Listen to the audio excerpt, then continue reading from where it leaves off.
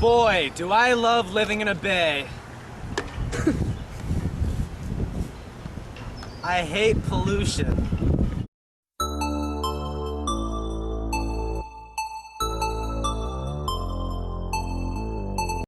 The Chesapeake Bay is a beautiful and valued resource for the East Coast, especially Maryland and Virginia. In the 1600s, Europeans settled around the bay because of its fertile land and shallow, plentiful, and clean waters. Fishing and oyster harvesting grew exponentially in the 1700s, with fishermen bringing in great amounts of the large and delicious bounty of the bay. Fishing and harvesting of sea life from the bay continues to provide the livelihood of many families today. The Chesapeake Bay watershed covers 6 states and 64,000 miles, stretching from Havre de Grace, Maryland to Virginia Beach, Virginia. The Chesapeake Bay is also the largest estuary in the United States, combining both salt water from the Atlantic Ocean and fresh water from rivers including the Susquehanna, Patuxent, Potomac, and Rappahannock. This large and unique body of water supports over 3,600 different species of plants and animals that compose its ecosystem. One of the bay's most severe problems is the harmful effects of nitrogen pollution. Nitrogen causes algae to grow in large amounts, which leads to algae blooms that cover the surface of the water. Algae blooms greatly reduce the quantity of sea organisms and the quality of water by draining the bay of the oxygen and sunlight needed for life. Fish and other underwater creatures need a certain level of oxygen in the water in order to breathe, but if there is too much algae, oxygen is unable to circulate. Algae blooms prevent sunlight from reaching submerged aquatic vegetation such as bay grasses, which are home to blue crabs, small fish, and waterfowl. If sunlight cannot reach these grasses, they will die, and so will the organisms that inhabit them. Data collected between 1993 and 2003 show that an average of 320 million pounds of nitrogen pollution are added to the bay each year. 175 million pounds is the target number, the amount of nitrogen that the bay would be able to handle without harming the ecosystem. Nitrogen pollution stems mainly from agriculture, industrial and sewage treatment plants, and common lawn fertilizers.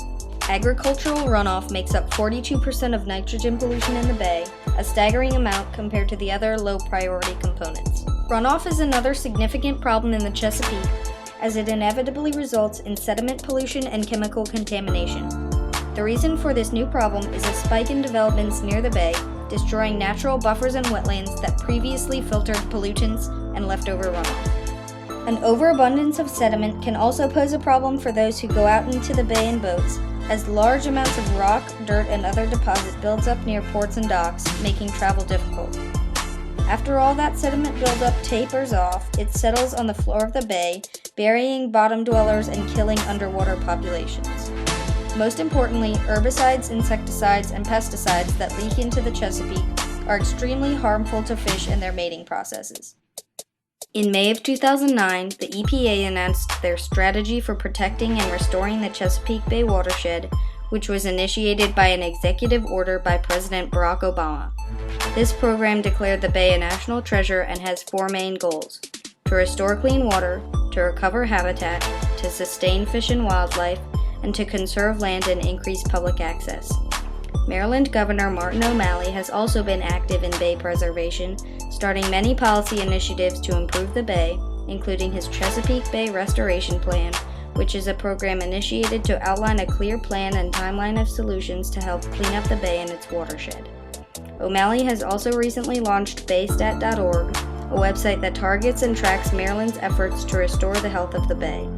The website is aimed at Maryland citizens, allowing them to quickly and easily access information about the bay and help support its restoration.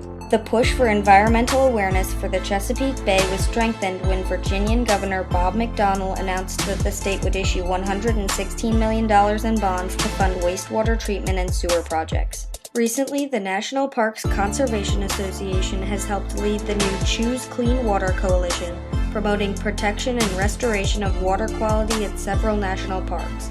Non-profit and non-governmental organizations have also shown strong support of bay restoration. Over 100 local and national organizations have collaborated to benefit the community's rivers that feed into the Chesapeake Bay. There are many things that you can do to help the bay. You can start by fixing leaky faucets, installing low-flow shower heads, and investing in energy-efficient appliances. Recycling and using reusable bags can also help decrease the amount of pollution that may enter the bay. You can also plant trees and other shrubbery around your property to serve as a buffer that will absorb runoff. If you'd like to go even further in your efforts to save the bay, you can join an interest group or action network, become a Chesapeake Bay volunteer, or participate in Clean the Bay Day. Together we can ensure that we will all enjoy a healthy and plentiful Chesapeake Bay for generations to come. Save the bay! Save the bay!